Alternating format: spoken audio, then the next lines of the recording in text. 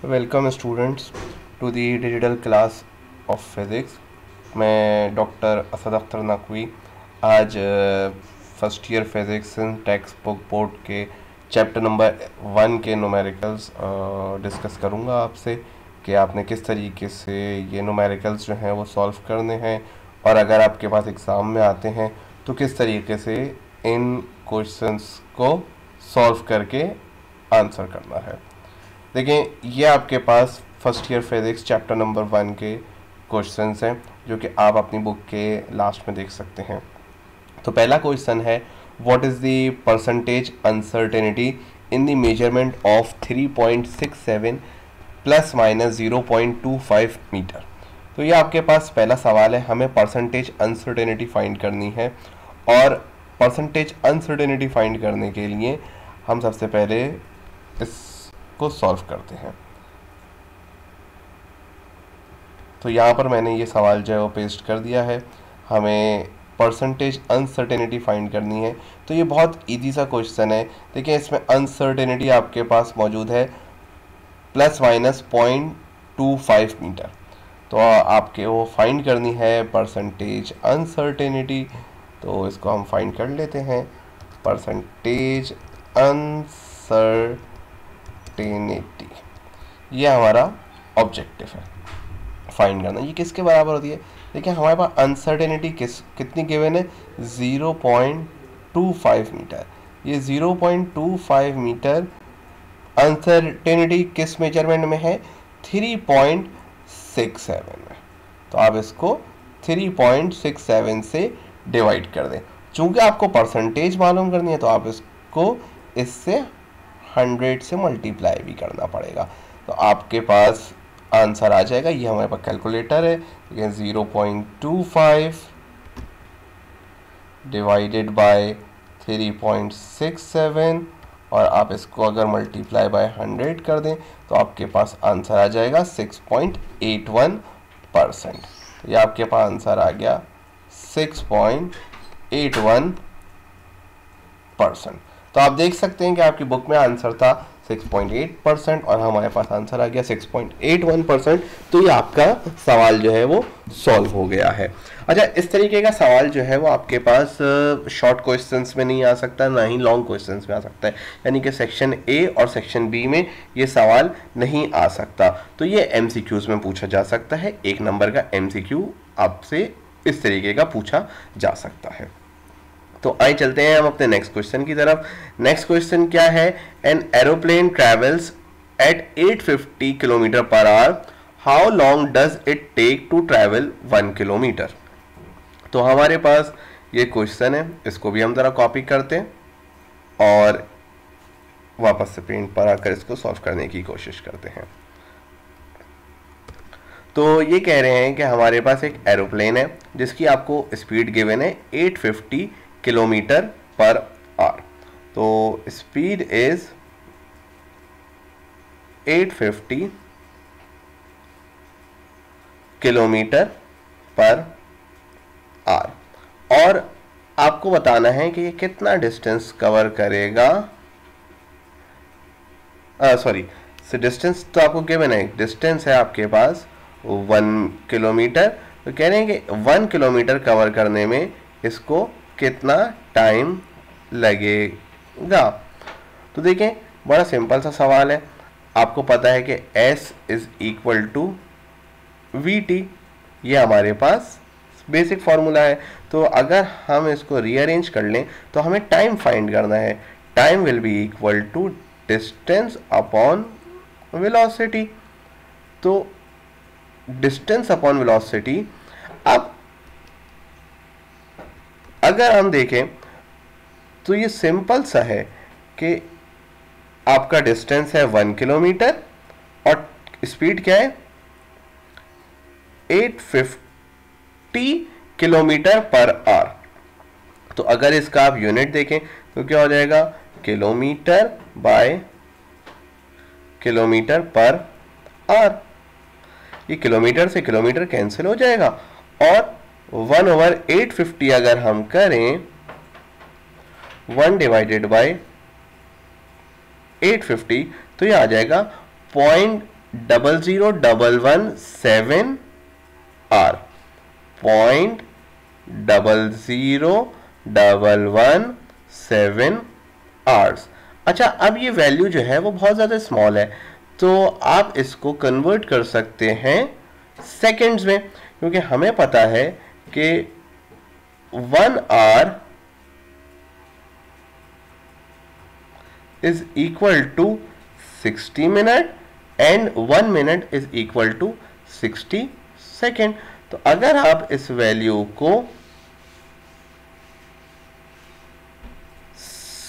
60 multiply by 60 कर दें तो आपके पास आ जाएगा 4.23 सेकेंड्स, जो कि आपकी बुक का भी आंसर है, 4.23 सेकेंड। तो ये भी आपका सवाल जो है वो सॉल्व हो गया।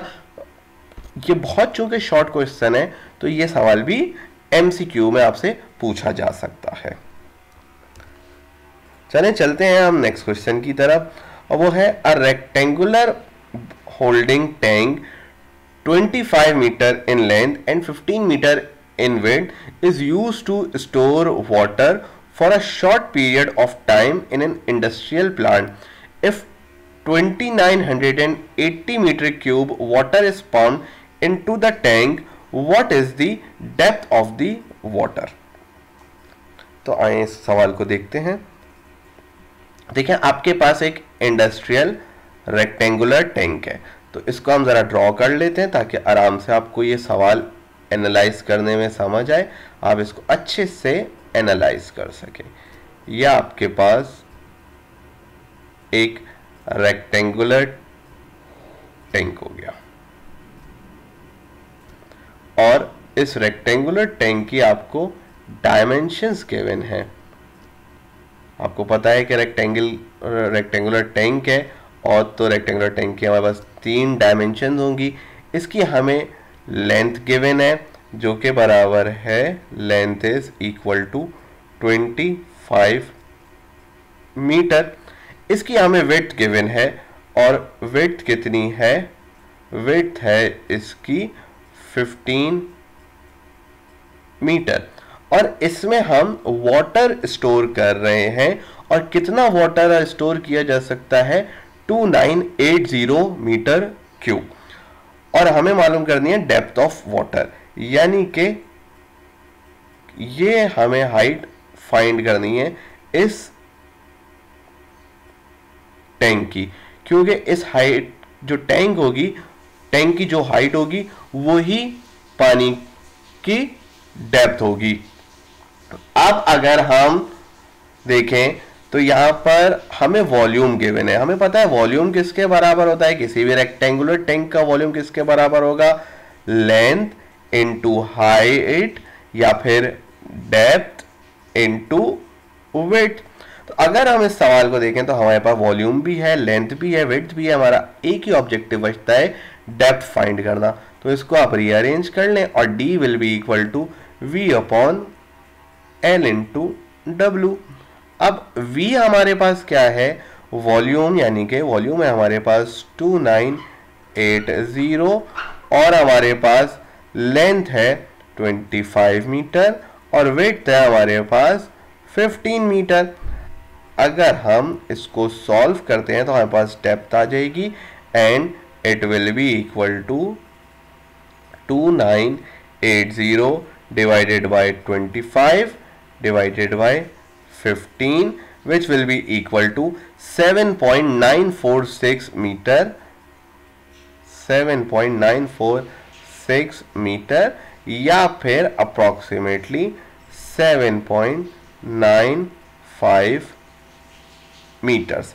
तो आप देखें कि बुक का आंसर 7.95 मीटर और हमारा आंसर भी 7.95 मीटर आ गया है। चलिए चलते हैं हम अपने नेक्स्ट क्वेश्चन की तरफ, और नेक्स्ट क्वेश्चन क्या है? Find the volume of a rectangular underground tank has a storage facility of 1.9 metre by 1.2 metre by 0.8 metre. तो ये भी बहुत सिंपल सा क्वेश्चन है, और ये पिछले सवाल की तरीके का ही है, बल्कि हम ये वाली जो फिगर है इसको सेफ रखते हैं अपने पास।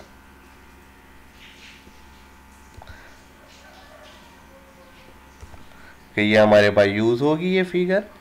इसमें हम लेंथ चेंज कर देते हैं, इसमें हम विड्थ भी चेंज कर देते हैं, और इसमें हमें वॉल्यूम नहीं गिवन बल्कि हम वॉल्यूम फाइंड करना हमारा ऑब्जेक्टिव है।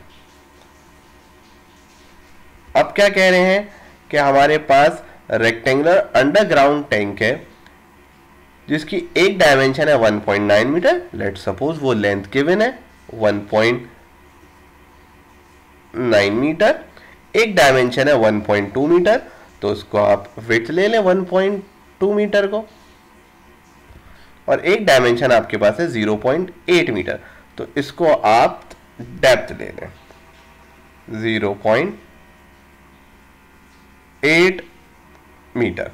अब हमें वॉल्यूम फाइंड करना है। वॉल्यूम किसके बराबर होता है? अभी पीछे फॉर्मूला देखा था हमने, length into depth into width. तो आपके पास लेंथ है 1.9 मीटर, डेप्थ है आपके पास 0.8 मीटर, और विड्थ है आपके पास 1.2 मीटर। अगर आप इसको मल्टीप्लाई कर लें तो आपके पास ओवरऑल वॉल्यूम आ जाएगा। तो 1.9 multiply by 0.8 multiply by 1.2, it will be equal to 1.824, और इसका यूनिट क्या हो जाएगा? मीटर क्यूब, क्योंकि लेंथ का यूनिट भी आपके पास मीटर है, डेप्थ का यूनिट भी मीटर है, और विड्थ का यूनिट भी मीटर है। तो ये जब तीनों मल्टीप्लाई होंगे तो आपके पास यूनिट आ जाएगा मीटर क्यूब। तो आप देखिए आपके पास आंसर आया 1.824 मीटर क्यूब, और अगर आप बुक के आंसर को देखें तो बुक का आंसर भी 1.824 मीटर क्यूब है। चलिए चलते हैं नेक्स्ट क्वेश्चन की तरफ। नेक्स्ट क्वेश्चन हमारे पास क्या है कि हमारे पास नेक्स्ट क्वेश्चन की आप स्टेटमेंट पढ़ें तो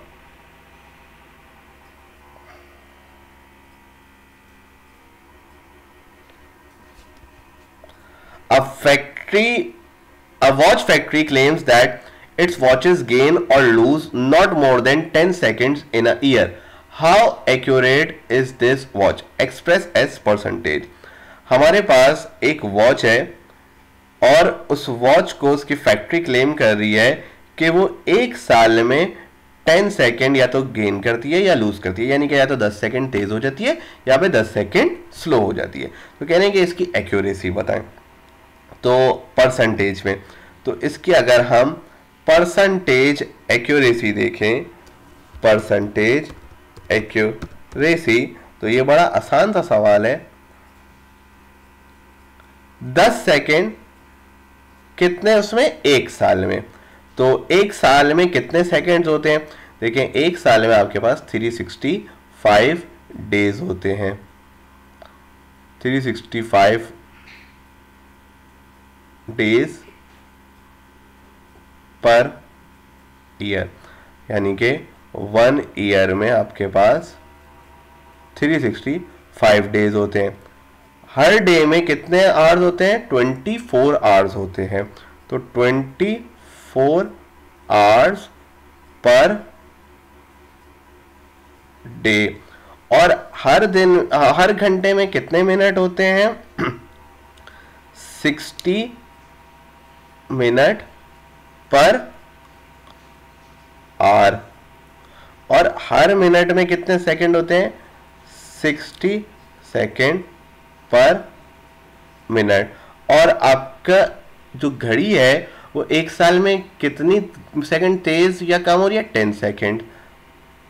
तो आप अगर इसको देखें तो ये देखें, ईयर से ईयर कैंसिल, डेज से डे कैंसिल, आवर से आवर कैंसिल, मिनट से मिनट कैंसिल, और सेकंड से ये सेकंड कैंसिल। तो इसको आप सिंपल सॉल्व कर लें, 10/365 इंटू 24 इंटू 60, और चूंकि आपको एक्सप्रेस करना है परसेंटेज में तो आपको मल्टीप्लाई बाय 100 भी करना पड़ेगा। तो देखें 10 multiply by 100 divided by 365 divided by 24 divided by 60 divided by 60। तो आपके पास आंसर आ गया 3.17 एक्सपोनेंट -5। तो आपका आंसर क्या आया? 3.17 एक्सपोनेंट -5%। तो देखें बुक में आंसर आपके पास 3.16% है, हमारे पास 3.17 एक्सपोनेंट -5% आया। तो तकरीबन आंसर सेम ही है। अच्छा, ये न्यूमेरिकल भी चूंकि बहुत ही इजी था, तो ये न्यूमेरिकल भी आपसे लॉन्ग क्वेश्चंस में और शॉर्ट क्वेश्चंस में नहीं पूछा जा सकता, बल्कि ये आपसे 1 नंबर का एमसीक्यू में पूछा जा सकता है। चलें चलते हैं नेक्स्ट क्वेश्चन की तरफ।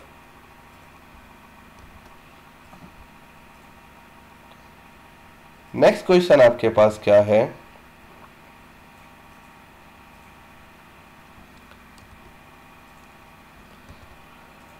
नेक्स्ट क्वेश्चन है आपके पास, the diameter of moon is 3480 kilometre square. What is the volume of the moon? How many moon would be needed to create a volume equal to that of Earth? अच्छा देखिए, हमारे पास next question क्या है? The diameter of moon is 3480 kilometre. What is the volume of the moon? How many moons would be needed to create a volume equal to that of Earth? Hint यहाँ पे given है हमें कि radius of Earth is 6380 kilometre. देखिए आपके पास moon है और मून का हमें डायमीटर गिवन है। मून का डायमीटर क्या है आपके पास? 3480 kilometre, which is equal to 3480 into exponent 3 metre, क्योंकि किलो का मतलब होता है एक्सपोनेंट 3। अब हमें वॉल्यूम ऑफ अर्थ फाइंड करना है, तो वॉल्यूम ऑफ मून फाइंड करना है। तो देखिए आपके पास मून है क्या? मून हमें तो सर्कुलर नजर आ रहा होता है, लेकिन मून एक्चुअल में सर्कुलर नहीं बल्कि स्फेयर है। तो स्फेयर का वॉल्यूम क्या होता है? 4/3 पाई आर क्यूब। और चूंकि हम मून का वॉल्यूम फाइंड करें तो इसका मतलब रेडियस ऑफ मून यहां पर आ जाएगा। अब हमें रेडियस ऑफ मून तो नहीं गिवन बल्कि डायमीटर गिवन है, तो रेडियस ऑफ मून किसके बराबर होगा? Half of the diameter of moon, क्योंकि रेडियस और डायमीटर का क्या रिलेशन होता है? हाफ का रिलेशन होता है। तो अब हमारे पास डायमीटर ऑफ मून कितना है? 3480 एक्सपोनेंट 3 डिवाइडेड बाय 2 कर देंगे तो हमारे पास रेडियस आ जाएगा। तो रेडियस ऑफ मून हमारे पास क्या आ गया? इसको डिवाइड करके देख लेते हैं। 3480 डिवाइडेड बाय 2, तो 1740 एक्सपोनेंट 3 मीटर। अब आप वॉल्यूम के फॉर्मूले में इसको पुट कर दें, आपके पास आंसर आ जाएगा। तो इसका हम क्यूब कर लेते हैं।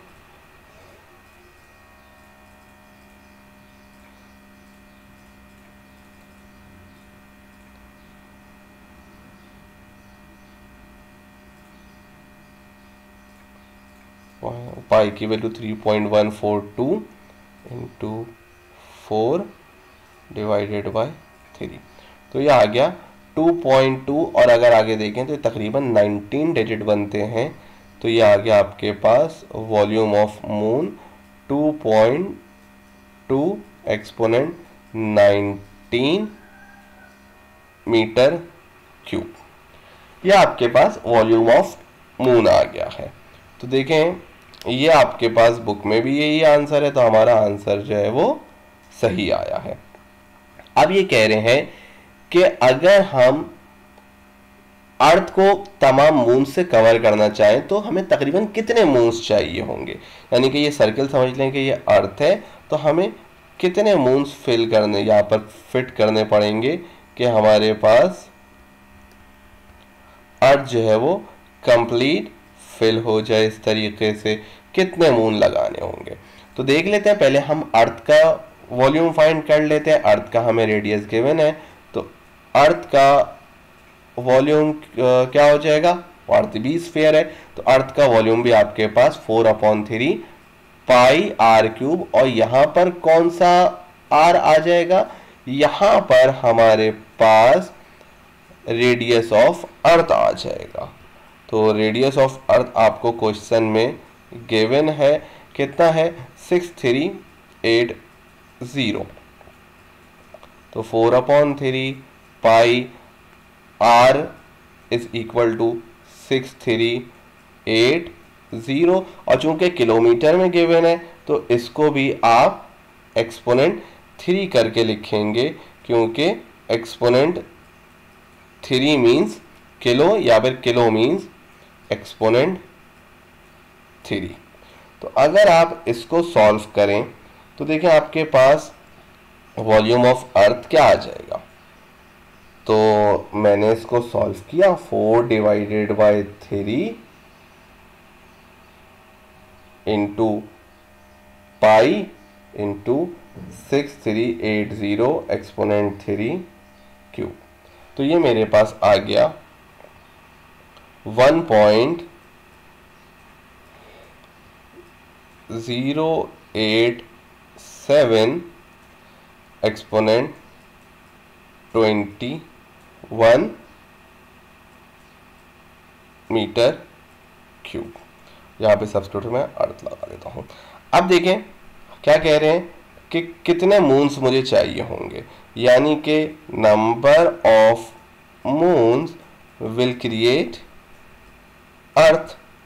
तो n will be equal to V E over V M, यानी कि 1.087 एक्सपोनेंट 21। और वॉल्यूम ऑफ मून क्या आया था मेरे पास 2.2 एक्सपोनेंट 19, 2.2 एक्सपोनेंट 19। तो देखें ये आपके पास ख़त्म हो जाएगा, ये आपके पास 2 हो जाएगा, यानी कि 1.087 एक्सपोनेंट 2 डिवाइडेड बाय 2.2। एक्सपोनेंट 2 का मतलब होता है आपके पास 100, यानी कि 1.087 इंटू 100 डिवाइडेड बाय 2.2। तो अगर मैं इसको सॉल्व करूं तो देखें 1.087 इंटू 100 डिवाइडेड बाय 2.2, तो मेरे पास क्या आ रहा है 49.4। यानी कि मुझे कितने मून्स चाहिए होंगे पूरी अर्थ को कवर करने के लिए, 49.4 मून्स तकरीबन। तो बुक में आंसर 49.3 था, हमारा आंसर 49.4 आया। और यहाँ पर हमारे चैप्टर नंबर 1 के जो न्यूमेरिकल्स हैं वो कंप्लीट हो गए। मैं उम्मीद करता हूँ आपको ये न्यूमेरिकल्स समझ आए होंगे। हम नेक्स्ट वीडियो में चैप्टर नंबर 2 के न्यूमेरिकल्स सॉल्व करेंगे। तब तक के लिए अल्लाह हाफिज़।